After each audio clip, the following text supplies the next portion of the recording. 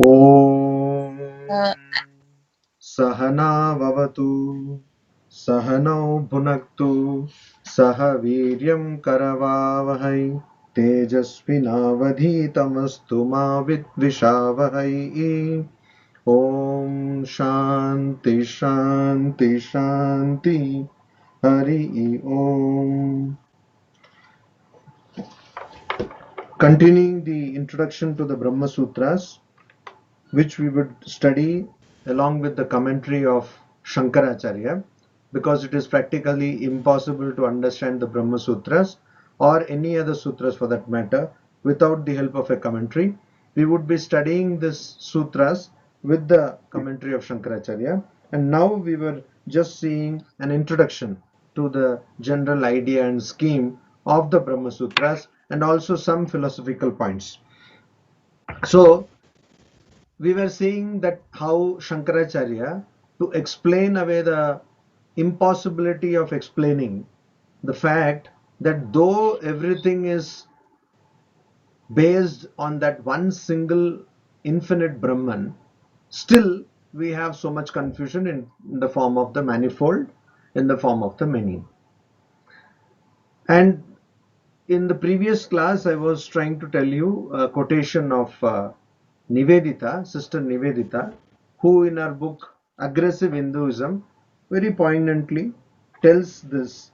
She says, to Nagarjuna and Buddha Gosha, the many was real and the ego was unreal. To Shankaracharya, the one was real and the many unreal. And uh, to Ramakrishna and Vivekananda, the many and the one were the same reality perceived differently and at different times by the human consciousness. So, this is how Nivedita puts it, that for Buddha Gosha and Nagarjuna, that is according to the Buddhist thought, many was real and the ego was unreal. For Shankaracharya, the one was real and the many was unreal. But for Sri Ramakrishna and Swami Vivekananda, the one and the many were the same reality perceived by different people at different times. So this summarizes very poetically the whole system of the one and the many. So here the problem is not with the one but with the many. Always the problem has been with the many. How do you, as far as Advaita Vedanta is concerned, how do you explain the many when you know or when you can logically, through your philosophy, establish that the whole universe is nothing but one infinite consciousness? Then where did this universe come from? And to explain that, Shankaracharya posits Advaita. In his Advaita philosophy, he posits avidya or ajnana or maya. And according to him, maya, avidya or ajnana are not different things but one and the same thing, and they cannot be explained. The very fact that something cannot be explained is what is being told by him by the word maya or avidya or ajnana, that is ignorance. Now the question again is that you may say that there is one ajnana which has caused this, but the answer is that just by telling that there is an ajnana doesn't help us, doesn't solve the problem of ajnana itself. You can say that, oh, I have given a name to this, but just naming a ghost doesn't drive the ghost away. So, how to understand this? Now, the goal is to understand that through constant reiteration and constant remembrance of the fact that Ajnana is not there and only Brahman is there. So more and more you try to remind yourself and try to logically establish this, then you actually understand the concept, and also then you will. So so we have to constantly remember that there is ignorance, and then whenever we perceive the manifold reality in the form of manifold, then we have to constantly have that clarity, have that wisdom that this is not many but one. And only when we see it in that light, that the philosophy of Sri Ramakrishna and Swami Vivekananda also makes sense. It becomes plausible, because you see, in Vedanta, the rope is seen as snake. Without the rope, there would be no snake. So, similarly, the ultimate reality, Brahman, is seen as this universe. Without the ultimate reality, there will be no universe. So, this is what we have to constantly remember. And though Shankaracharya gave a lot of illustrations and examples, he did not limit his thought to a particular mode of thinking. Within the broader thought of Advaita Vedanta, one could take different dimensions of Advaita Vedanta and understand them. But after him, post Shankara, followers of Shankara, different followers started different schools. One is called the Vichedavada, another one is called the Pratibimba Vada. Vada means argument or standpoint. And there is Abhasa Vada. So, according to which universe is either an appearance or a reflection or appearance of consciousness. So, this is what was done. Now, we have to understand one thing, that because of ignorance, Brahman, the ultimate reality, is perceived at two different levels. It is seen at two different levels. How? One is which is qualified by name, form, and modification, Nama, Rupa, and Vikara. That level we see Brahman. And the other one is where there is no qualification or superimposition. Qualification in Sanskrit is called upadhi. Upadhi, limiting adjunct, is one of the translations. So when you see the rope, you don't see the rope as it is, but you see the rope as snake. And mind you, there is no snake to begin with. So the snake, which does not exist, is being superimposed on rope, which is the only thing which exists there. Similarly, this universe does not exist, but it is superimposed on the ultimate reality, Brahman, which is the only thing which exists. And so, because of that, whatever comes with this universe also comes in such a perception. Just like in the example, whatever comes with snake, snakes slithering away, snakes raising its hood, etc., etc., all those things, or snake, the fear that snake would bite you, all that come with the perception of the snake. So it's not just the snake which is causing the problem. It is the manifoldness of the snake which causes the problem. So it's not just the universe. So okay, what is the problem, one may say? If one sees Brahman, instead of that one sees universe. It is the ultimate reality. No, the problem is not with one seeing Brahman, and instead of one seeing Brahman, one sees universe as one reality. The problem is that universe is not just one reality. Universe means manifoldness. You don't have one dot and say this is universe. In fact, you have so many things, names and forms and modifications, and then you say that this whole thing is universe, and that is where problem starts. So it's not that we are just preferring one name over the other. It's that we are preferring the one over the many. But that is done when we think that the many is not the one. But with the understanding that only because of Brahman you can have the universe, then the many and one have no difference. Are you getting it? Because rope and snake practically are not different at all. Without rope, there can be no snake.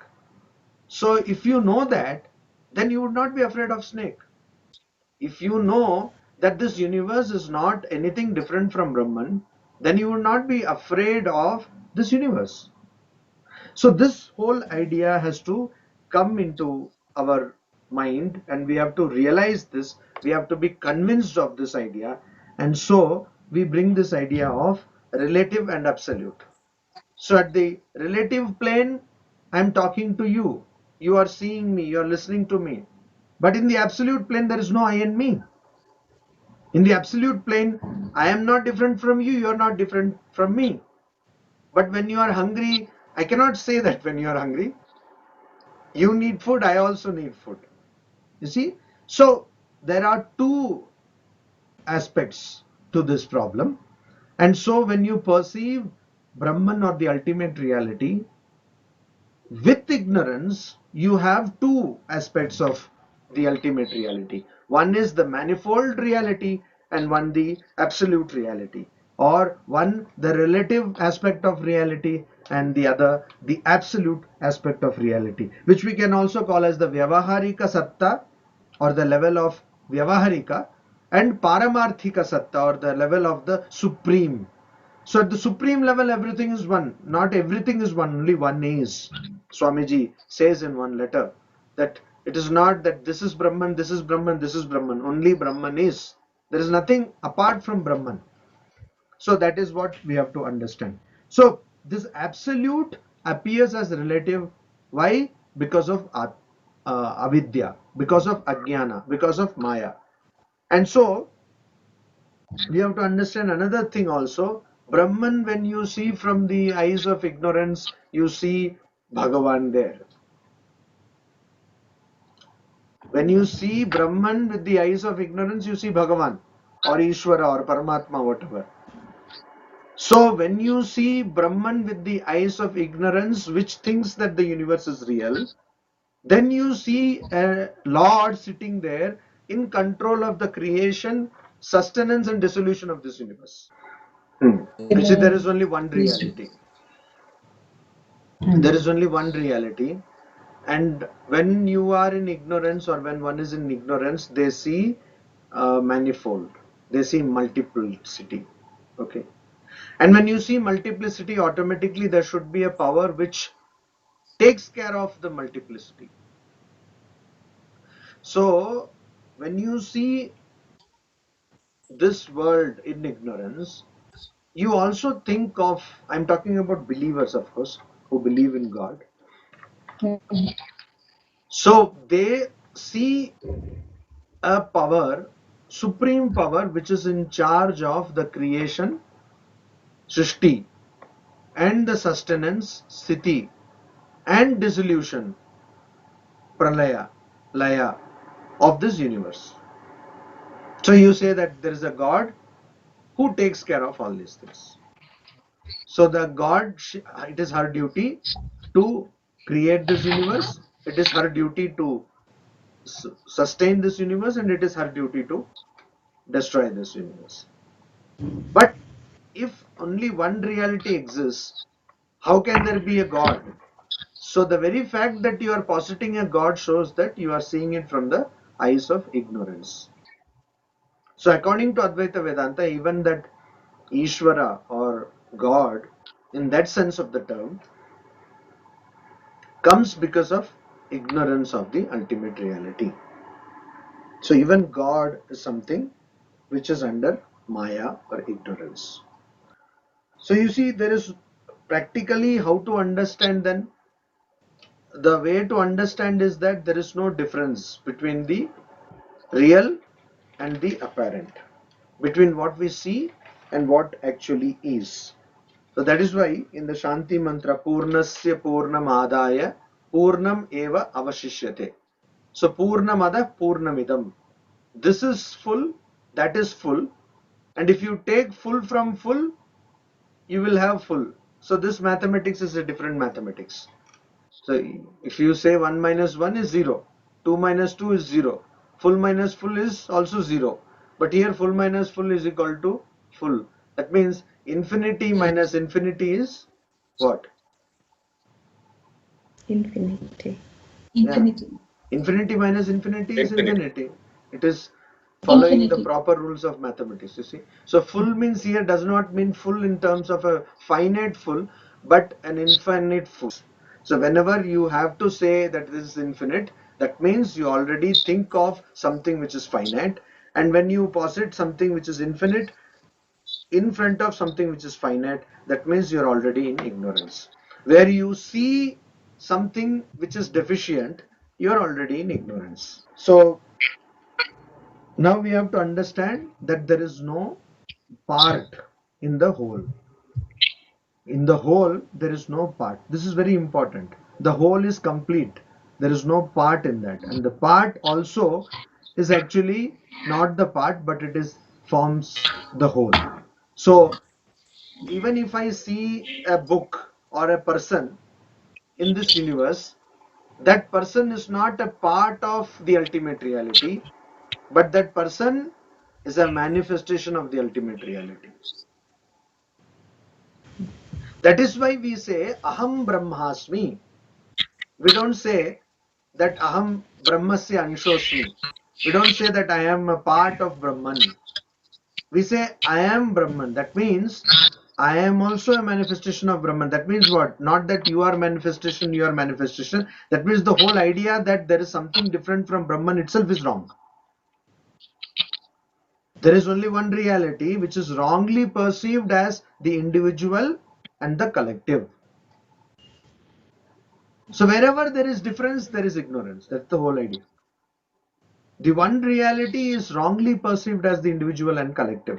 There is no collective, there is no individual. There is only infinite. One infinite reality. So this we have to understand, and this is what is being told in various statements across the scriptures, which will be quoted again and again in the Brahma Sutra.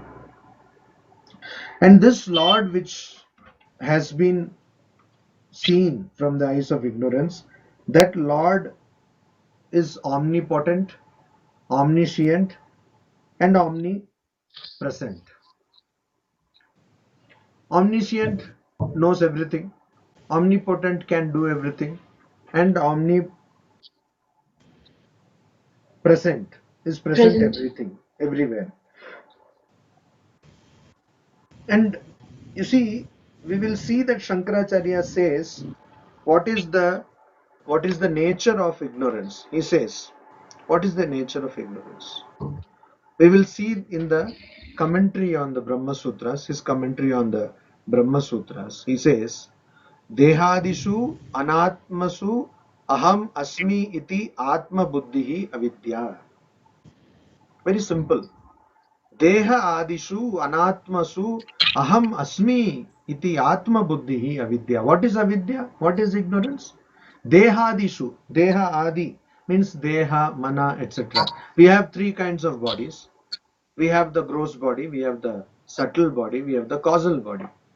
The gross body is forming part of this all the gross organs, etc. And then the subtle body has mind, etc., ego, etc. And the causal body is just the ignorance. This is what we have. And this is not the reality. This is not Atman, Anatma. That means there is something which is Atman, something which is not Atman. Or this is not rope. Snake is not rope. Rope is not snake. So, but we mistake the rope to be snake. We mistake the snake to be the rope. That is our problem.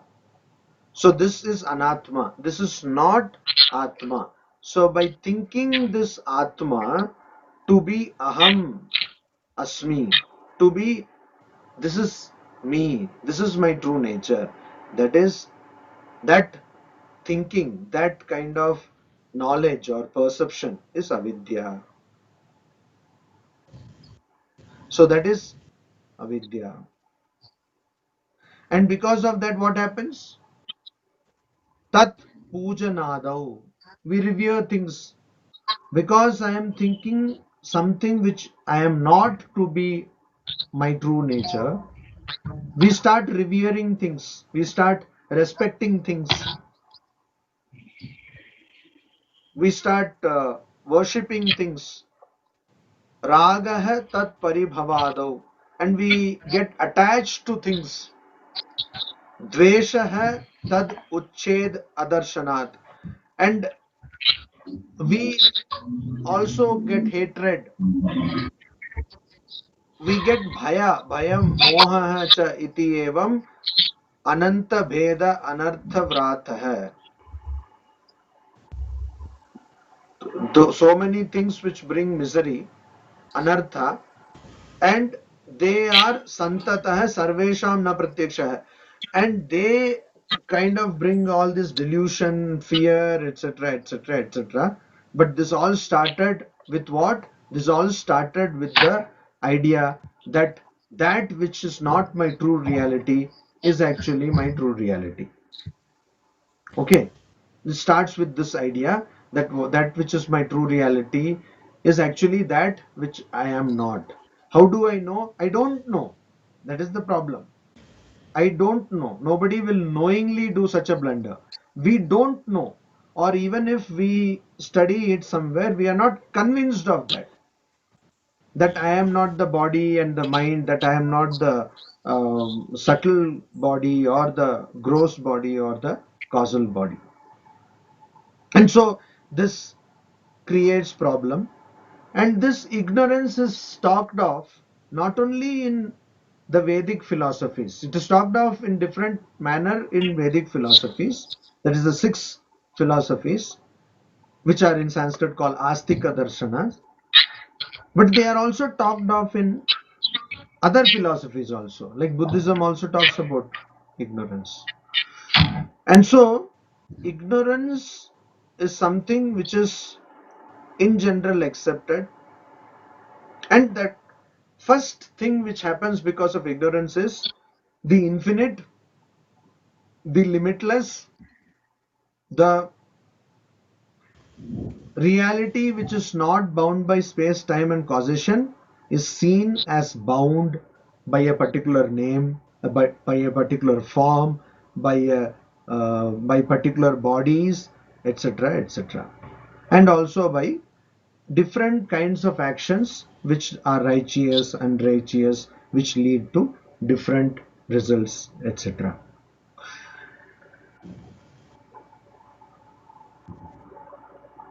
So, as I told earlier, we have to create what is called Brahma Akara Vritti. Brahma Akara Vritti. That means a mental impression which is telling us about our true nature, and that is Brahman. Now you see, our problem can be seen at different levels. One is at the individual level, and the other one is at the collective level. One is in the individual level, another one is in the collective level. So individually speaking, there is some ignorance, and because of that we see ourselves in a particular way, and collectively also there is some ignorance, but there we see ourselves in a particular way. So for example, individually speaking, you are the Atman, but because of ignorance you consider yourself body and mind.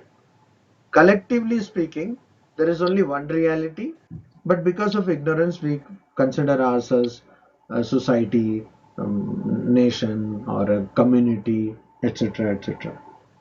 How is it that that one reality is seen as collective reality also and individual reality also? That is the question. How is it possible? So, any ideas? How can it be possible?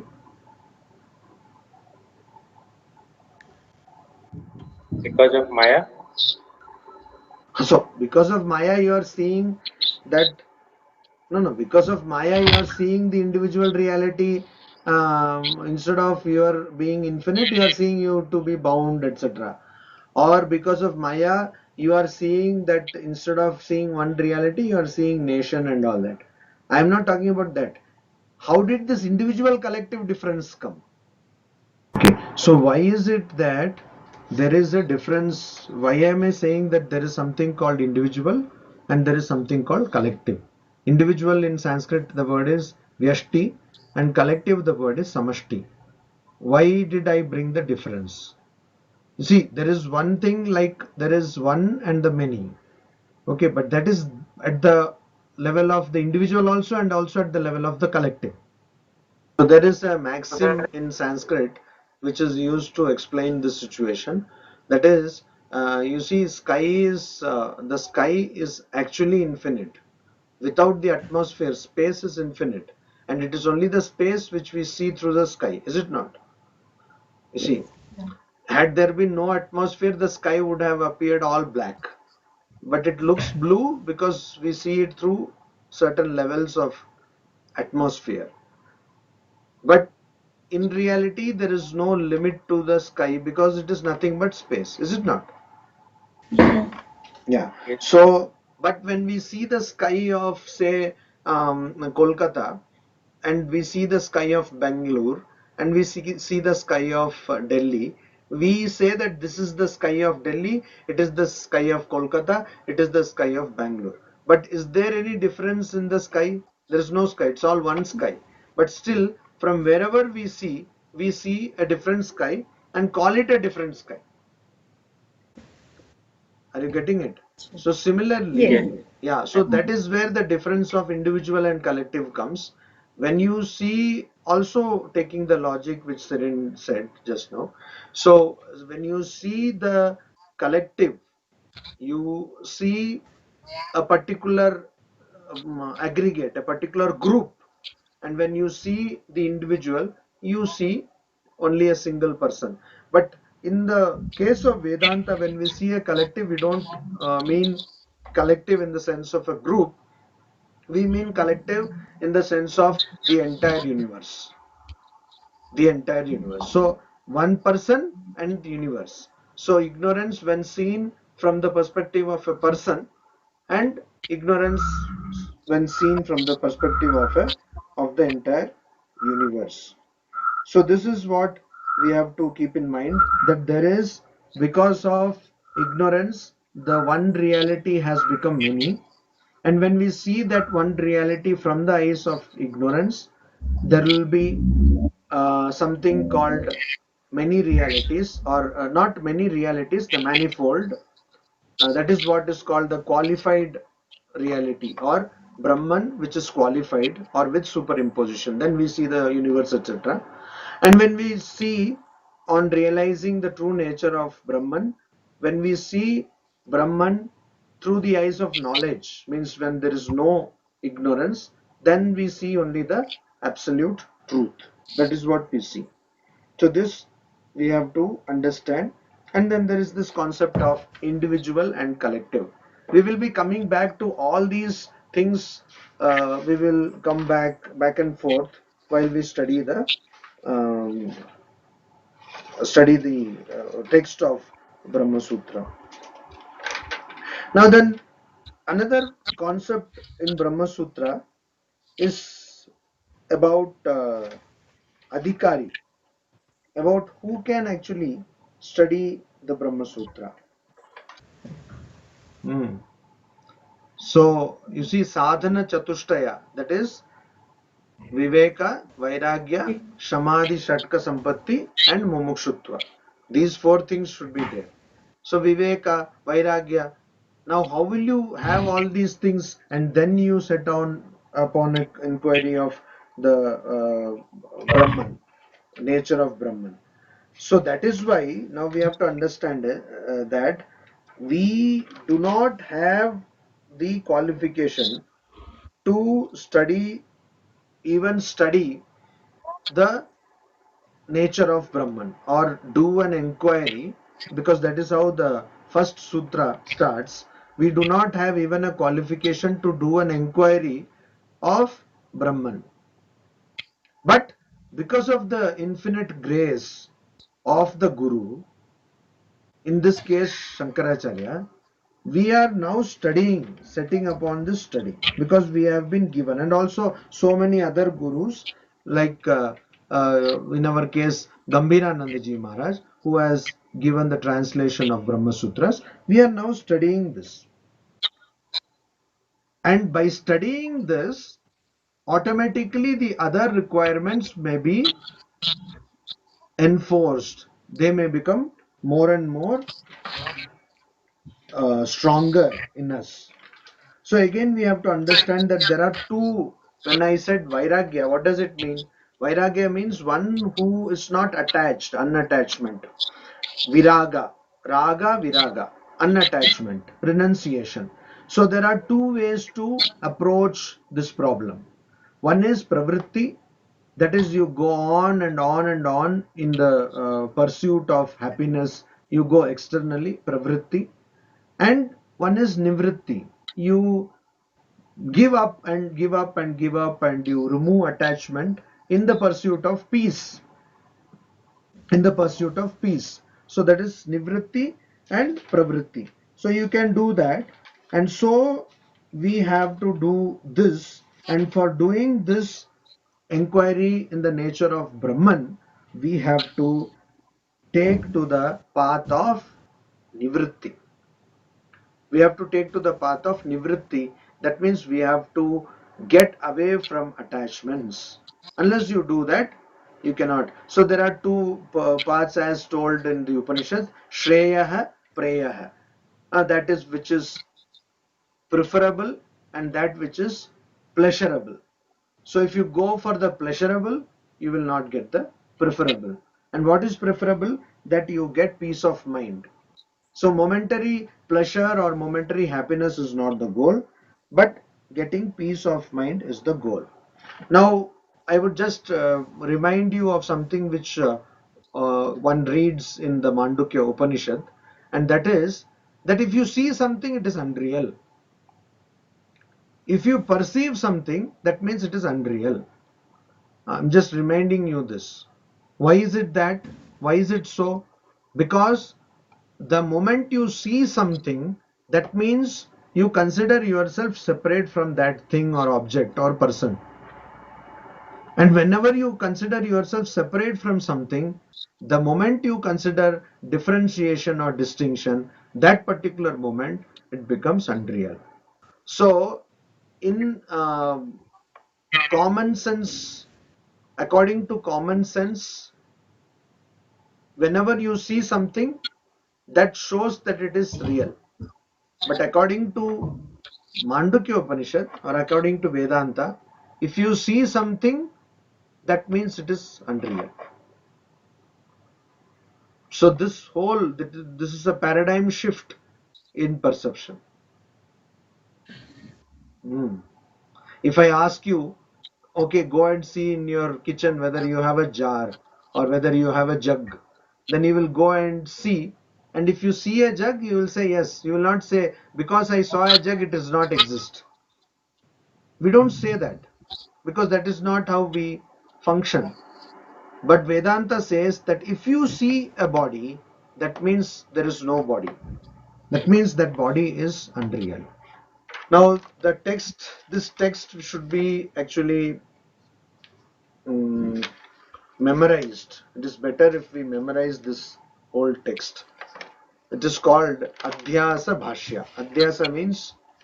Adhyasa means superimposition. So it is called Adhyasa Bhashya.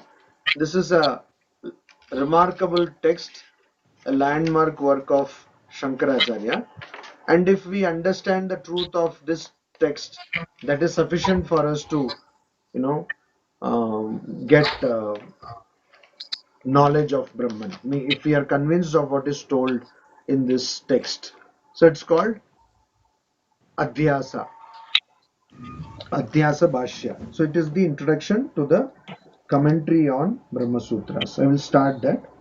Yushmad Asmat Pratyaya Gocharayoho Vishaya Vishayinoho Tama Prakashavat Viruddha Swabhavayoho Itaretara Bhava Anupapatto Siddhayam Tad Dharmanamapi Sutaram Itaretara Bhava Anupapattihi Ityato Asmat Pratyaya Gochare Vishayini Chidatmake Yushmat Pratyaya Gocharasya Vishayasya Tad Dharmanam Cha Adhyasayah अध्यासः तद विपर्ययेन विषयिणः तद धर्माणां च विषये अध्यासो मिथ्या इति भवितुं युक्तम्.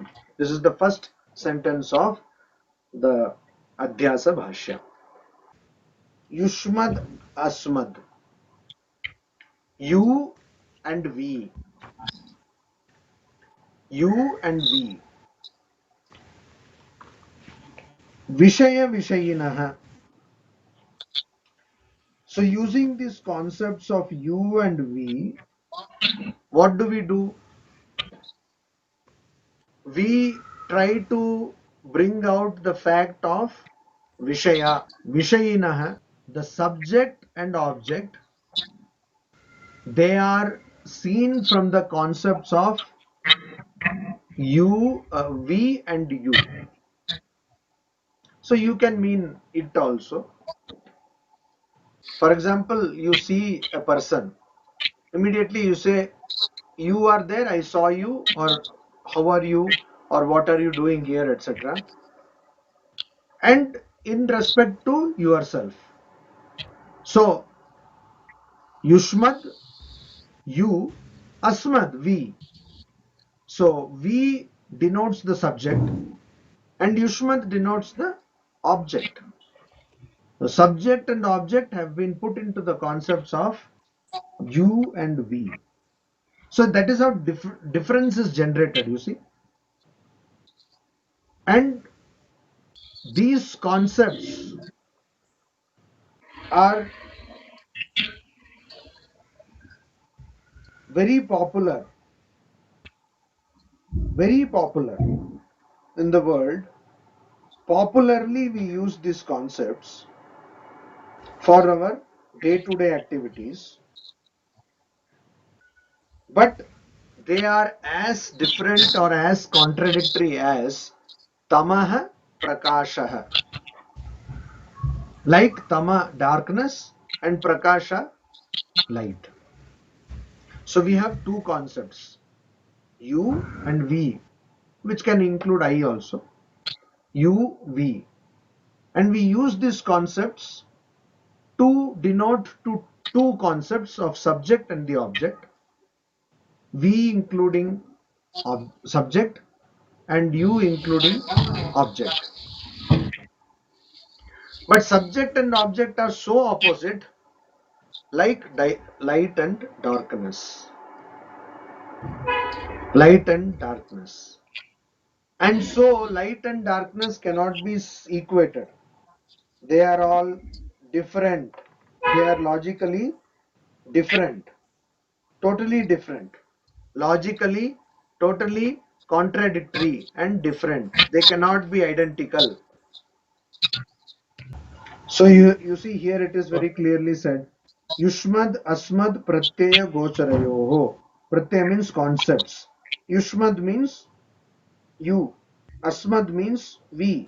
Gocharayoho, that which is denoted, popularly understood. That's a very good question, because we are trying to now take only instances where the qualities are totally different, because we are now trying to analyze superimposition of the finite on the infinite. So you see, this body or mind is finite, but we are superimposing that on the infinite Brahman. So finitude and infinitude are totally opposite, but that is happening, right? Okay. So that is why, to bring that idea, he is taking this example and saying that seemingly different things, totally contradictory things, they are taken into account. That is what he is saying. Oh, okay.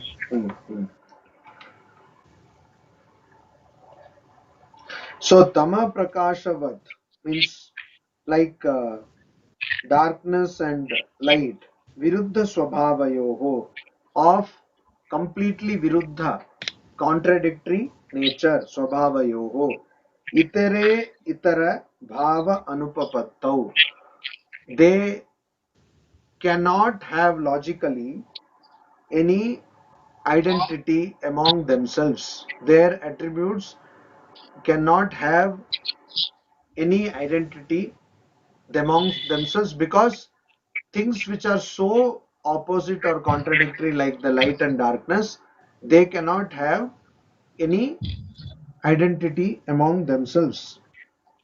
Sutaram, therefore, itara bhava anupapattihi ityatah. So tad dharmanam api sutaram itara bhava anupapatti. Since those two things are so different from one another, their qualities also cannot logically be one. How do you define a thing to be different from one another? Because of its quality. It's like light and darkness. Now you cannot say that light and darkness are different, but their qualities are all same. That would make no sense. So light and darkness are different, and similarly Sutaram, therefore, their qualities also, tad dharmanam, means their properties or attributes, they also iteretara bhava anupapatti. Anupapatti means it's not logical, it is not plausible that they will be identical. Atah asmat pratyaya gochare, and so accordingly the अस्मत् प्रत्यय गोचरे विषयनि चिदात्मके युष्मत् प्रत्यय गोचरस्य विषयस्य तद धर्मानां च अध्यासः. So that means अस्मत् प्रत्यय गोचरे विषयनि चिदात्मके. Vishayani subject. So the subject Vishayani of the subject, which is known by the word asmat, we, chidatmake, and which is also of the nature of consciousness, or which is conscious by nature. Yushmat pratyaya gocharasya vishayasya, it is superimposed by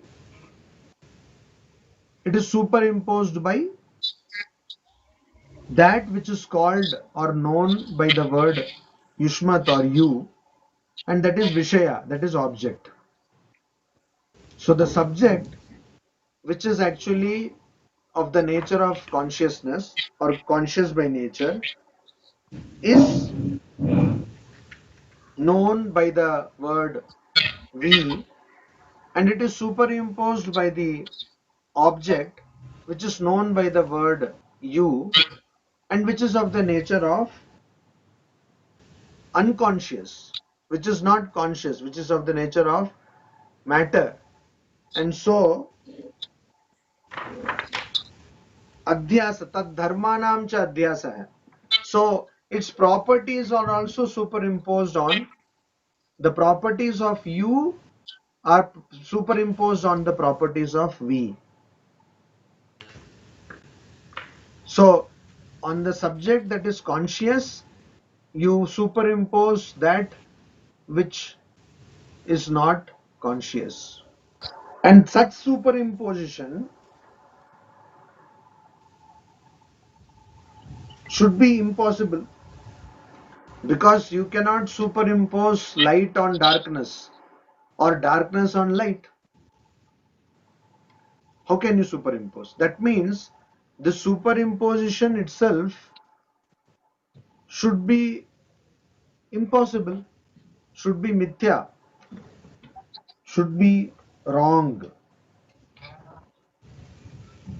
Tad viparyayena, and also opposite, viparyaya, opposite, contrary wise, विषयिनः तद्धर्माणां च विषये अध्यासः मिथ्या इति भवितुम् उक्तम्. The superimposition of subject also on object should also be impossible or false. Just like you are superimposing the attributes of conscious, unconscious you or the object on conscious we or the subject, that cannot happen. Similarly, the superimposition of the conscious subject on unconscious object cannot happen. So just like I say that this whole world is conscious, it cannot happen. Whole world is not conscious, or whole universe is not conscious. Brahman is conscious. So you cannot superimpose the attributes of Brahman on this universe. Similarly, you cannot superimpose the attributes of the illusory universe on Brahman. You see, simple. I, you. Okay. So I, you, we say, and light and darkness. So light cannot be darkness. Darkness cannot be light. You cannot say, I saw some light in darkness. Can you say this? No. Or can you say, I saw some darkness in light? Can you say this? Say this. Where there is shadow, there is only shadow. You cannot see both together at the same time. But what do we say? We say that my body is conscious, or my mind is conscious. Don't we say that? How can you say that? That's the whole point. That is the whole point. How can you say mind, which is matter, is conscious? How can you say body, which is matter, is conscious? Are you getting it? So that is what Tama Prakashavat Viruddha Swabhavayoho. They are of different, they are of totally contradictory attributes. Viruddha, opposite attributes. How can you say, like in Bengali, they say, Ki bhayankar bhalo. Terribly good. How can somebody terrible and yet be good? So that's an oxymoron which we use. Oxymorons are used, figure of speech.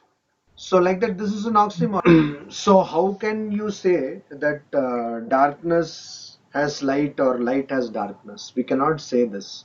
So you see, it is very simple. Yushmad asmad pratyaya gocharayoho. Gochara means that which is understood by, or that which is denoted by. What?